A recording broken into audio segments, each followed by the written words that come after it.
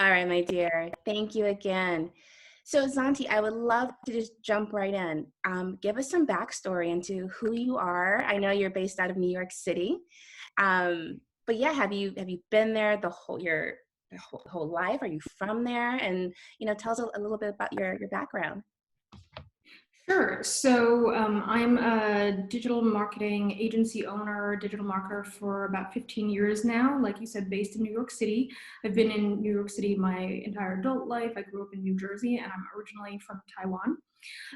And here, as a digital marketing agency owner, our firm Media Volery is mostly focused on working with professional services, people who are what I usually call influential thought leaders, so well-known authors, speakers, experts, things like that. As well as nonprofits and educational organizations, museums, things like that. And so those are our three main areas of focus. And then in addition to doing my work as a digital marketing consultant and supporter for many different kinds of businesses. I've spent several years of my career teaching as well. So I taught at the Columbia University Graduate Program for Strategic Communications as a faculty lecturer, and I've taught for many years at the City College of New York, and I continue to be a board member there. And so I really try to bring the academic side of the work that I do into the professional, practical side, and I try to bring those practical experiences back into the classroom so that I can really help people to understand how the work is done. To me, the most important thing about educating future marketers is to make sure that they really understand the frameworks for why we do what we do. I love that. I noticed on your website, two of the things that really caught my attention was your emphasis on metrics and strategy. And when I first started my venture into entrepreneurship, it was just kind of like, just do everything, just post everything, just throw it all at the wall, see what sticks. But once you really take that time to really understand, like, okay, what is my business? What am I selling? Who am I talking to? It makes it so much easier to create that strategy behind your marketing. So I'd love for you to talk more about that. And then why and how do you find your metrics? And why is that so important? Yeah, absolutely. I think that you're absolutely right that oftentimes when people start working, they have a vision of what it is that they want to be able to provide to people, whether that's a product or service, and they're really thinking from the business point of view. But once you actually get out into the real world, what you realize is that the product, the service has to serve your audience, and to be really thoughtful about how you spend your time as a marketer or as a business owner marketing your product or service, you have to be guided by a strategy that defines why you are unique in what it is that you provide, but also what is the pain point or the problem that you can solve for your client or customer better than anybody else, and why they should trust you to be that partner in that situation. And so strategy is very much the basis of all of the different marketing decisions that we make. And I think that if you have not clearly defined what your strategy is, I've worked with many, many business owners who will say, we don't have anything written, but we have sort of a general idea of it. But once you actually start speaking to them, what you realize is that because it is not documented, the points of view that they take and maybe the people who work with them take are actually different because they've never had it defined in a clear, specific way. And so what you have is a bunch of people who think they're working towards the same goals, but actually speaking completely differently about what it is that they want to do. So I think that strategy is really about bringing people together and making sure that you understand why you are messaging, how you are reaching people, what you are communicating, and whether or not you're effective at that. So I think that's the strategic piece. Let me talk a little bit about the metrics piece now. So you were talking a little bit about trying everything and seeing what sticks to the wall, right? Mm-hmm. When you are looking for what sticks, it's all about figuring out what is actually most effective. And sometimes the metrics that matter are not the obvious ones, right? So I'll speak to people who, they may have 10,000 followers, but none of those followers are converting because those are people who really value their free stuff. So they don't want to pay for the paid services. But there are other people that I work with where maybe they only have a few thousand followers, but every single one of those people is really invested in spending money with them and getting more value out of them. And so they're able to turn a real profit based on that smaller core. So I caution people all the time, beware of what are your vanity metrics and which are the metrics that actually matter to your business conversions, right? So who are the people who are really paying for you? And more importantly, identify how you can get more out of that really core audience. So I have some small business clients where their most loyal supporters spend, 4, 5, 6 times more than the people who are casual supporters of their brand. And they want to know every new product that's coming out. They want to have the opportunity to be the first to get that crack at some of those different products. And so if you can build that kind of desire in your brand, and those loyal customers, then you can be more effective. So understanding what is the value of different customer groups and understanding that those different customer groups are going to, in fact, pay different dividends to your organization is really important. And then also understanding, how can you build that loyalty, right? So how do you find people who might be interested in more casual a way, and how do you encourage them to get more involved with your brand? So those are all different ways that we look at metrics, but I think that the metrics that matter most, people say to me all the time, of course, what I want to do is grow my business. I don't really care which way I do it, but you have to be analytical in how your business is growing so that you can invest your time and energy into the places that you can actually get more growth. Right. I mean, as entrepreneurs, all we have is time or money. Sometimes it's not both at the same time. Sure, So absolutely. really being aware of either where you're putting your money, if it's in, advertisement and hiring a marketing service, whatever it is, or where you're putting your time, because that could be put into something else in your business. Yeah, absolutely. So I love how you touched on the core loyal customers, who potentially spend more, and putting more of your time and energy into those customers. And then the other segment, the casual ones, helping to move them along the customer journey so that they also become your core customers as well. Just stepping aside to social media, I feel like we're still in that area where we got to have the highest follower count. We have to know how many people are liking our post, this, that, and the other. But at the end of the day, that doesn't really matter, correct? I mean, if you have 10,000 followers, but 100 of them actually care of what you're saying, then again, it's just vanity. Yeah, absolutely. And of course, it depends on your business model, right? There are some businesses in which those numbers really matter to them because they're real client. So, of course, everybody always talks about like Instagram influencers, right? Right. If that's the kind of business that you're building, your ultimate client isn't the follower. It's actually the brands that are going to pay you to work with them, right? So in that case, for that customer, they do care about those metrics, in which case, I certainly understand why you would try to build those metrics, right? Maybe you're running contests. Maybe you're, trying to build a broader base of people who are following you. That's fine if that is your business model. But my point is that you have to understand what are the metrics that matter for your specific business. So again, for some of my small business clients where they are selling products, building that social media base is more about identifying more people who are likely to pay them for the products that they're releasing.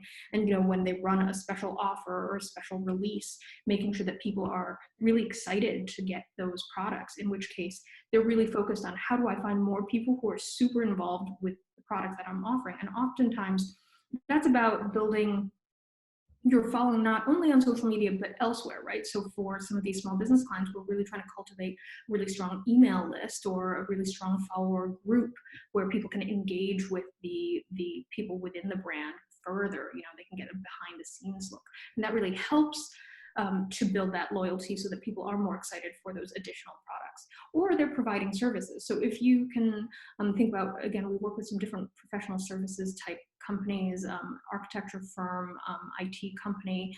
In those cases, their loyal users, their loyal customers are going to be people who are interested in having that work actually done for them.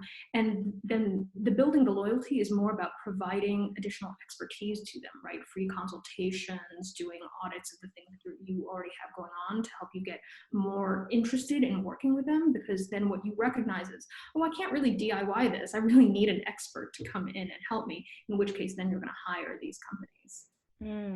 Okay. So where does someone start with all of this? So say you're a small business owner of one, you're the only employee, you have to manage everything. Where do you start?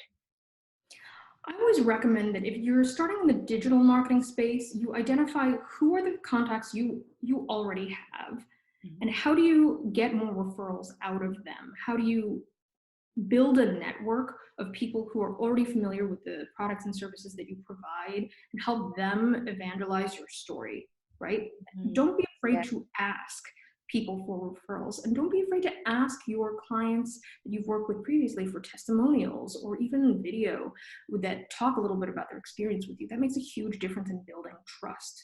And then if you are starting to build a following online because you believe that the work that you do is really about your expertise or your specific point of view, that's where you get more into the social media space. And that's really about identifying what are the watering holes of the people who are already interested in these topics, and how do you participate in them so that they then want to follow you as a member of this community. Because then they can see that you're already providing a lot of value in those communities, and they're more likely to want to spend time looking at your content. Don't assume that people have a desire to follow your pages. One of the things that makes me crazy is when people start a Facebook page or an Instagram account for their business, and then they just send a message to every single one of their friends and invite them to like their page. Because Right. most of your friends are your friends, but they don't actually care about your business if they're not in that target demographic, right? Like, just because I'm friends with Joey doesn't mean that if he starts a nonprofit around composting, it's something that I'm really passionate about. If Right. if your friends are people who are interested in those areas, that's great. Do invite them, but don't blanket assume that people want to support that business or have an interest in following that content.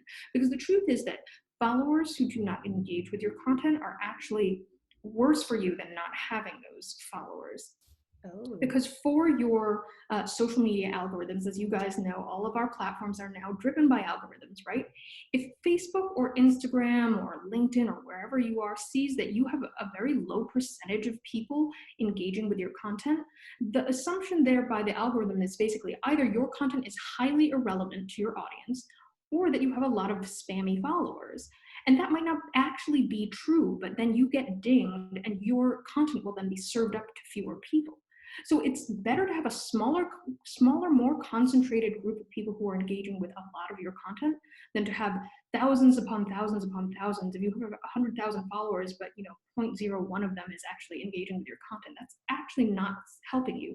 And you will actually see this with a lot of really big brands. If you look at a large Facebook page for, say, one of your favorite clothing brands, you'll see that they actually have maybe very few likes, even though they have 100,000 followers. Right. And that's actually not helping them, which is why most of the time those brands are actually running mostly paid advertising on those platforms. They're not trying to engage organically because they've realized it just doesn't work. Interesting. Okay. So if we can stay on a social media topic for a minute, Sure. how do you course correct that? I mean, is that just using better hashtags, or is it a whole other framework that's involved? Sure. So, I mean, I'm gonna stay sort of platform agnostic for a minute, and there are definitely some platforms where hashtags are more valuable and some where they're less valuable.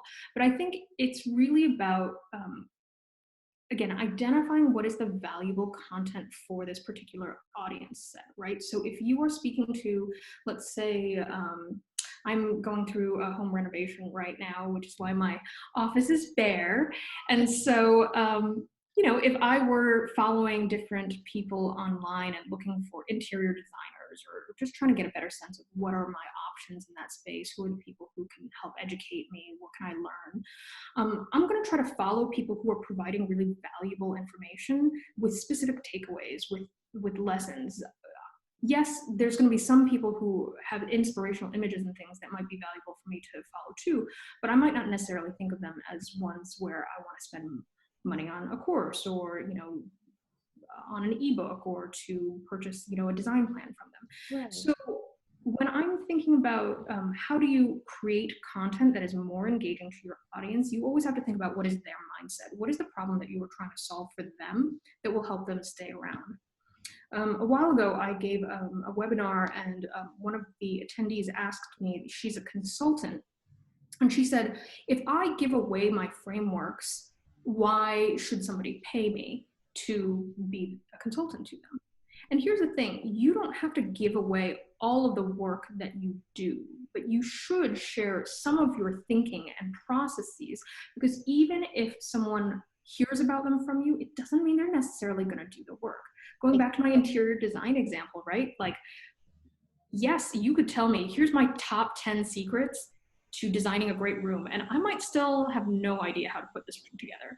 I might still be like, you know what, I'm gonna have to get on a Zoom consult with you, and you're gonna have to walk me through what are my options and help me shop, right? Like, there's gonna be a reason for them to work with you further, but I'm more likely to trust somebody who tells me what their top 10 tips are, because I'll read them and go, you know what, these are really good insights. This is really valuable to me. It's something I'm gonna bookmark.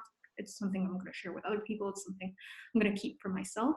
And it's the credibility that is really important, I think, when you think about how to build up your own digital marketing presence. If you are not being valuable to your audience, they're not going to consume the content. But if you are not credible, then they will not purchase from you. They will not, ask for your services. Wow. So I'm curious. I had another speaker on recently who spoke entirely about personal branding and centering yourself as an expert. So is this more along the line what you're leading to as well? It's like, if whatever your product or service is, really staking that claim that you know what you're talking about, and here are the things that I can offer you, and just serving it Um, up and not pushing the sale. Yeah, well, I think that it's always important to demonstrate your expertise. What I tell my students is that there's the three things that Aristotle said make a really good argument, right? Are ethos, pathos, and logos. So ethos being the credibility piece, pathos being the emotional resonance, that I understand where it is that you are coming from. So, right now we're in a situation where life is pretty confusing and nobody knows what's going on, right? This is an opportunity for brands to say, we understand that things are uncertain. These are the ways that we are couching against that or helping you to deal with that.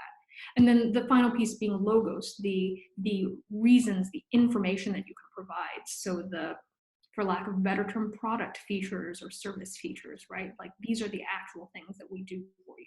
If you can have all three of those in the ways that you market and message yourself and have them in the right balance, then it's easy for people to say yes to your brand.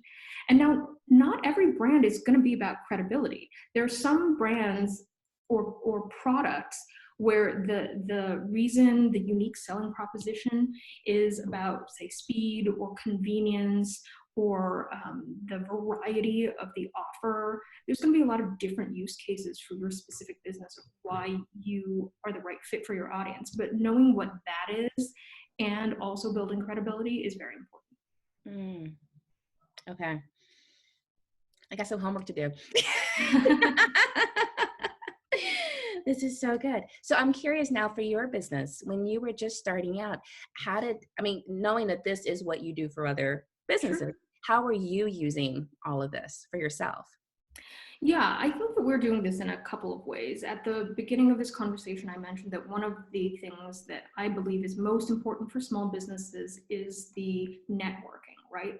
Mm. I have worked very hard over the last, I guess, 6, 7 years to really build a network of people who not only are our clients, but whom we refer to trusted partners, and our trusted partners also refer people to us.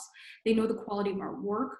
They know what to expect from us, and therefore they're likely to be supporters of our brand. And so much of our business comes from referrals. And that is really helpful because the truth is, not everybody in your circle knows exactly who to go for everything. But if you can help them at some point, it's often going to come back to you, right? So I think that networking piece, the personal networking piece, is so important. And then I think the expertise piece, for me, especially in this space where you're often needing a guide, especially in the small business space, right? Most of our clients are small, medium businesses or organizations.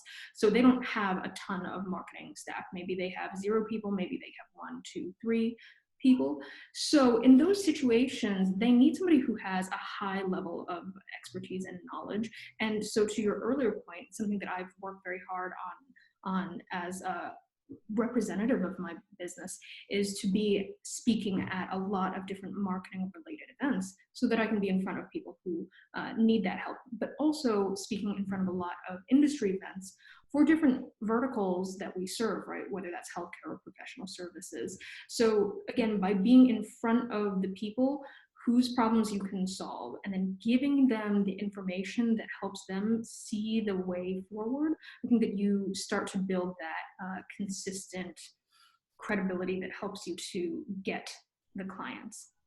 Now, obviously, that's more on the services side. If you're more on the product side, I think that the referral piece of it still applies. How do you, again, turn your current customers into evangelists for your brand?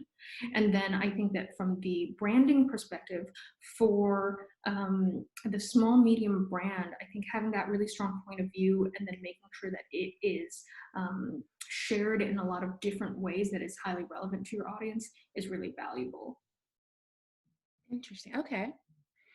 So like my first thought when you were going through this, like, what if your client, has a online store and they sell exotic purses? Sure. What exactly type of pain point are they solving for a customer? Sure. Well, I think that that's a great question, great example. I actually have a friend who has sold previously exotic leather purses, so I'm somewhat familiar with the space. Um, when you were talking about products, especially in the fashion, design, jewelry type spaces, and we've had a lot of fine jewelry clients over the years, you're really talking about this desire for people to either express themselves, showcase a certain kind of forward thinking, or to experience a pleasure from purchasing those products, right? So those are the kinds of experiences that they are looking for. Now, how can you lean into that? Well, for in the luxury jewelry space, for instance, oftentimes there's a prestige that goes along with these brands, right? So for those in the know, there's lots of people who buy the really classic brands that you've heard of, Van Cleef & Arpels, Tiffany's, etc.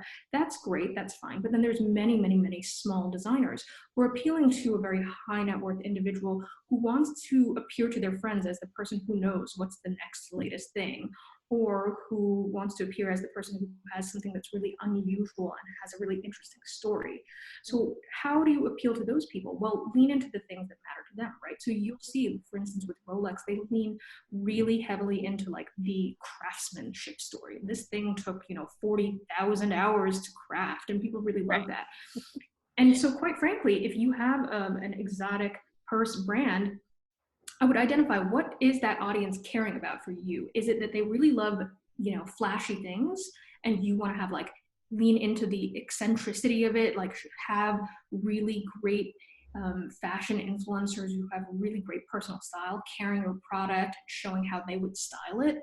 Is it that they are really interested in the craftsmanship angle and you want to show here is, footage of our master craftsmen doing it and walking you through what's all the different steps that it takes to make this one single handbag? What is that experience that your audience desires and understands from your brand as that value proposition? Lean into that, and that's where you can create content that's going to engage with your audience. Oh, I love that. That makes so much sense. So really, I mean, it doesn't matter what industry you're in. It's just really figuring out what are you selling, and not literally what are you selling, but what Right. is it you're solving for Yeah, absolutely.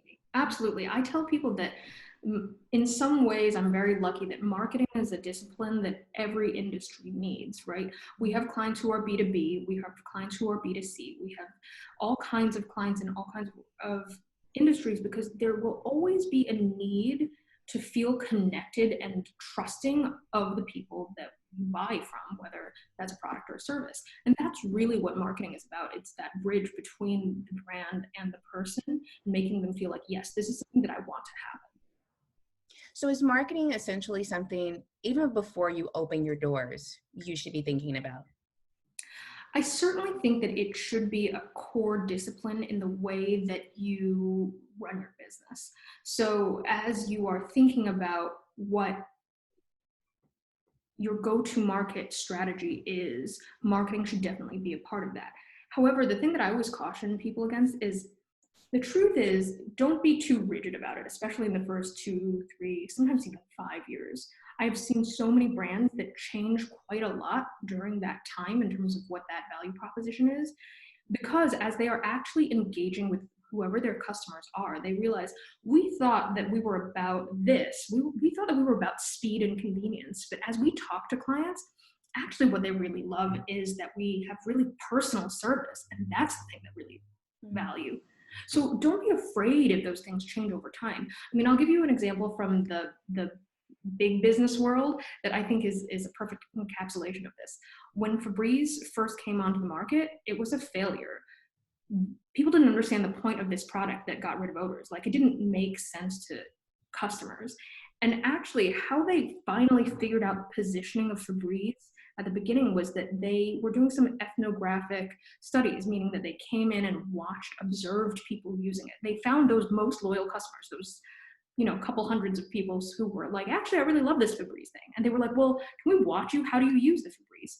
And what they realized was that people used it as a way to finish their cleaning regimen. It wasn't for people who had disgusting houses. Actually, it was for neatniks, probably like me, people who love to have everything like super neat, to Right. finish their cleaning. That like the ritual was, once I have tidied up this room, and then I take this Febreze and I spray it, and then everything smells good and is clean. And that is actually, if you can recall from, again, probably 10, 12 years ago, that was Right. actually their first major campaigns for advertising, was about this idea of, now that you are done, spray the Febreze. And that is actually how they really got a foothold in the market. And it was because they understood from studying that what they thought was the value proposition wasn't really what the customer cared about at that point and what the customer understood.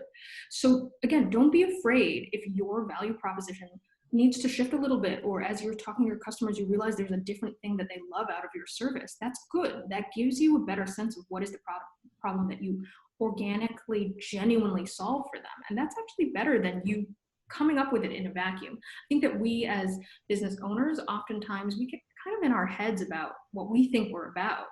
Oh, yeah. And sometimes it's better to have your best customers tell you what you're about, because they're going to bring a totally different perspective. Oh, that's so powerful.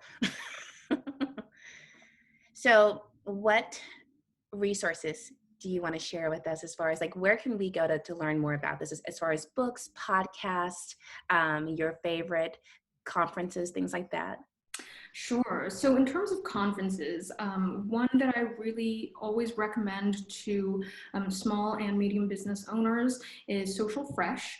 Um, I've been friends with that team for a long time, and I'll actually be speaking there later this year.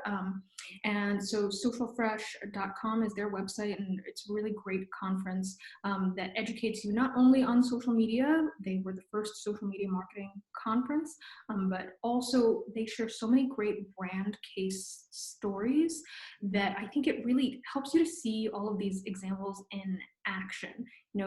Last year they had one of the senior people from Patron really talk about their story and how did they come to market, etc. And I think it's those examples that make that a really great conference. So that's one I definitely recommend. Content Marketing World is another one that I speak at quite frequently. And if you are in the B2B space, Marketing Profs B2B Summit is another really great event. Marketing Profs are clients of ours. And those are all great organizations that I think provide a lot of value. Marketing Profs is an education platform specifically for marketing. So if you want to learn anything about the topics that I've been talking about today, I certainly recommend them as a platform. Again, like I said, they are a client of ours, but I would recommend them anyway. They've been in this space a very long time. And similarly, I would say that the books that I would recommend in this space would be Everybody Writes, which is by Anne Handley, who is Oh, I love her. Chief Content Officer of Marketing Profs. And then I would say Utility by Jay Baer. Jay Baer's company is also a client of ours, but they are both really great, really powerful marketing speakers, authors, experts. And his book Utility really talks to this idea of that giving aspect to your customers, how to identify the things that are really valuable to them. And that is spelled Y-O Utility. Oh, okay. Good to know. Yeah, so it's a portmanteau. Yeah. And again, really, really valuable books. So those are a couple of different resources that I would definitely recommend off the bat. Another one that I love is Mark Schaefer has a book called Known. And it is all about that personal branding, but also about that expertise. How do you share that out into the world? In that case, he's speaking more again to that personality-driven business, but I think it's a really great read for small business owners because he really speaks to that point that I was talking about earlier, that you don't necessarily need to be a large organization or have a large following to be impactful. Maybe you only have 500 people who read your newsletter, but those 500 people are the exact right people you need to reach for, and that's perfect. Right. Very cool. Thank you. Sure, of course. All right, my dear, any final takeaways you want to leave with us? I would say that marketing is a whole process of iteration. You're not going to get it right out of the gate. The important thing is to test and iterate and keep changing because it's important to learn what works for your audience. However, what I'm going to caution you with is, I've been saying this to people quite a lot recently. Marketers and business owners, we get tired of our marketing way before our audience does. So if you think, oh, I've been running this campaign for 6 weeks, people are so tired of me talking about this thing, it's not true.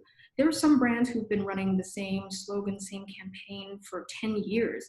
And what people actually like about it is the familiarity and the reliability of it. They don't dislike that campaign's going on. Nobody's going, boy, I'm really tired of, Chester the cheetah, he's so boring. Like, it becomes part of the lexicon of that brand. So I think that we also need to understand that while we are iterating on the form factor, the timing, the messaging, the underlying value proposition, and what you bring to the table, and things like mascots and whatever, those things don't necessarily have to change all the time. It's okay. Your customer doesn't mind. I love that.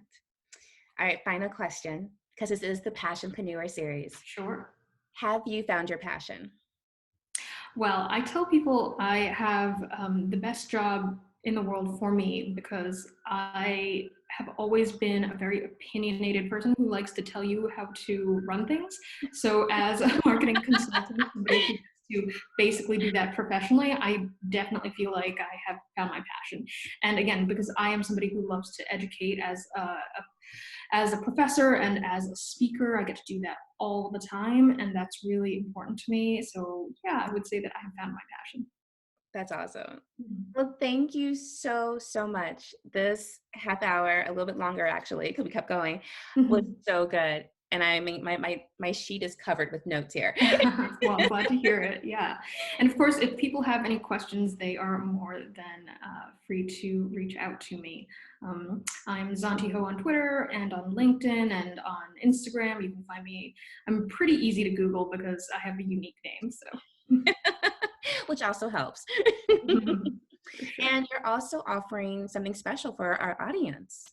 Yes, that's right. So I am offering 3 coaching sessions, which would normally cost you $900, and I don't normally offer packages less than 10 coaching sessions. So this is 3 coaching sessions for a discounted price of $750, and we would spend that time speaking about your brand, the specific challenges that you face day to day, and build that strategy together on how can you actually execute in different channels.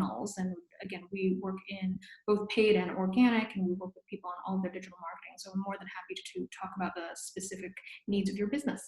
That's awesome. And is that something that's consecutive or it's like 3 sessions and you use them as you need them?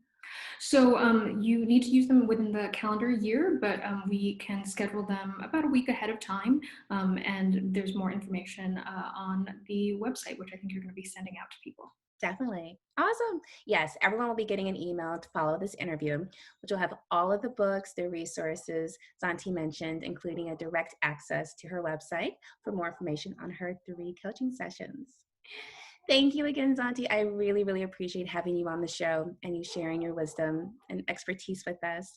You're so welcome. This was so much fun. And again, I really look forward to hearing from people if they have questions. Definitely. All right, you guys, that is a wrap for today. I will see you tomorrow for more from the Passionpreneur series. Stay tuned and have a great one. Thank you, Santi. Talk to you soon.